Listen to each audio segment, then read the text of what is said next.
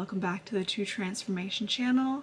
If you are new here, my name is Megan. I will be your host, and this channel was created to help you on your fitness journey to completely transform your life.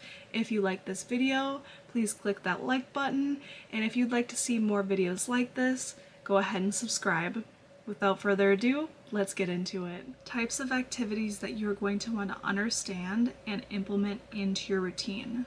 First off, we have aerobic exercise.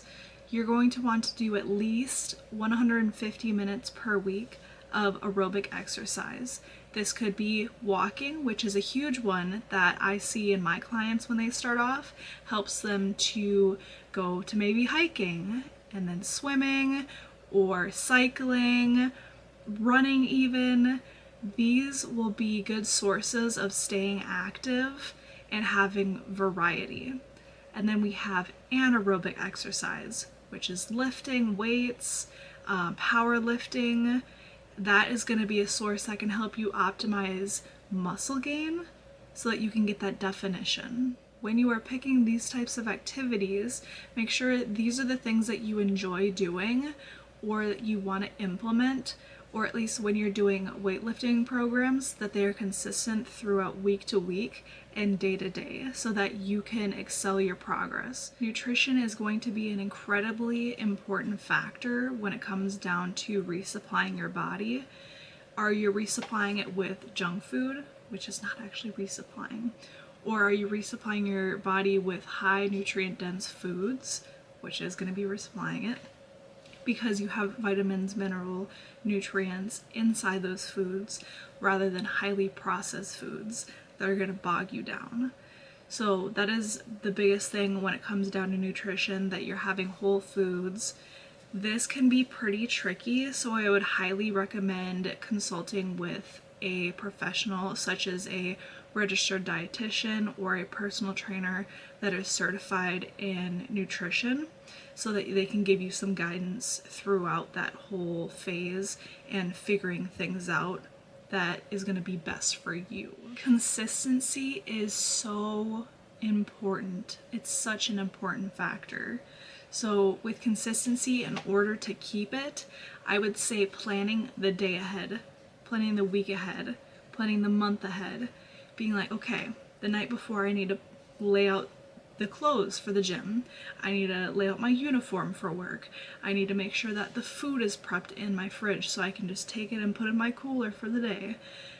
Putting everything in place so that it's best set up for you, for your future you, is what you need in order to keep consistency.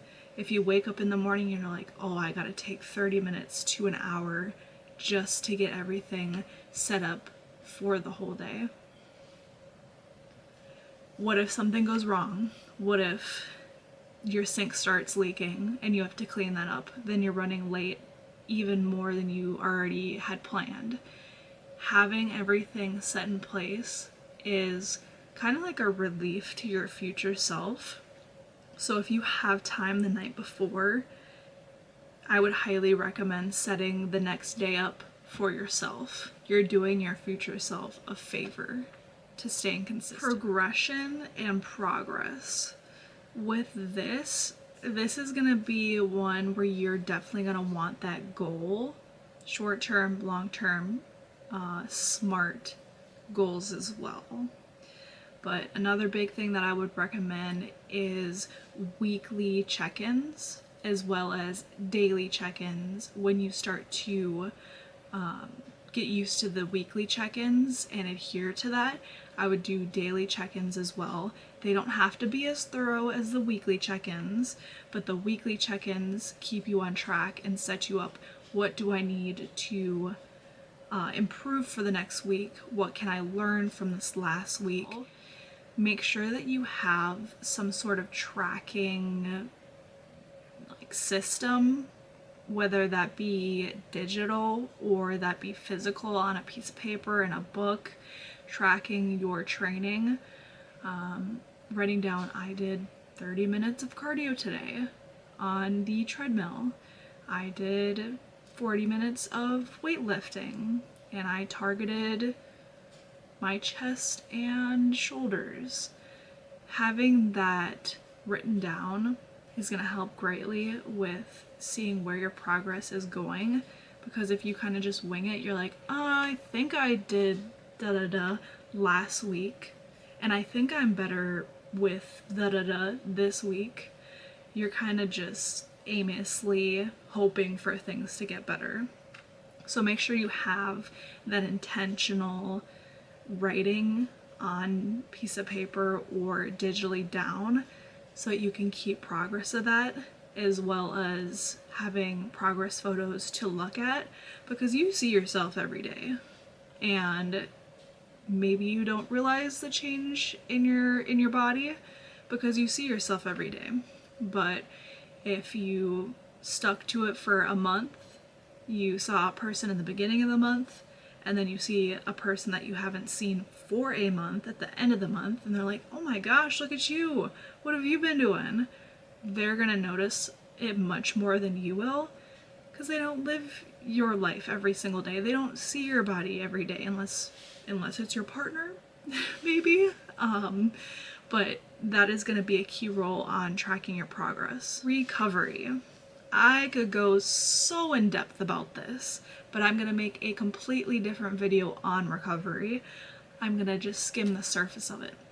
Figure out what recovery tools help you out best to fully recover or consistently recover each day.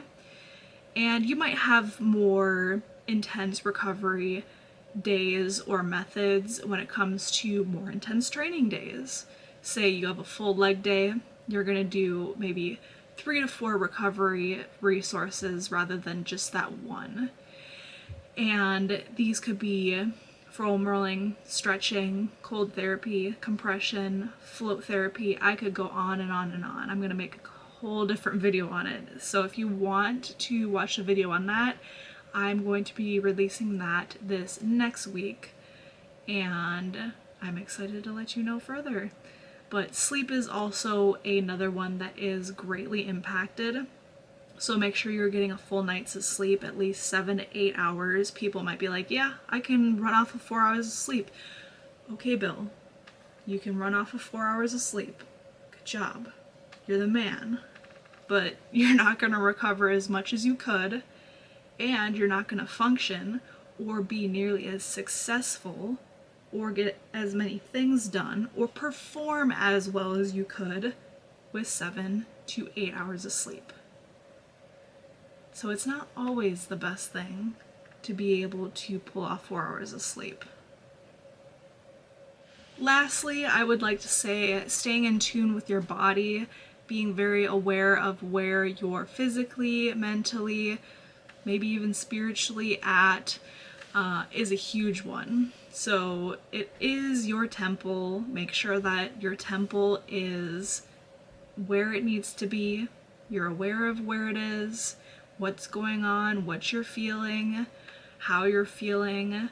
You could do meditation, journaling, massages, therapeutic massages, sports massages, so many different things. This kind of ties into the recovery aspect, but it also helps with overall health.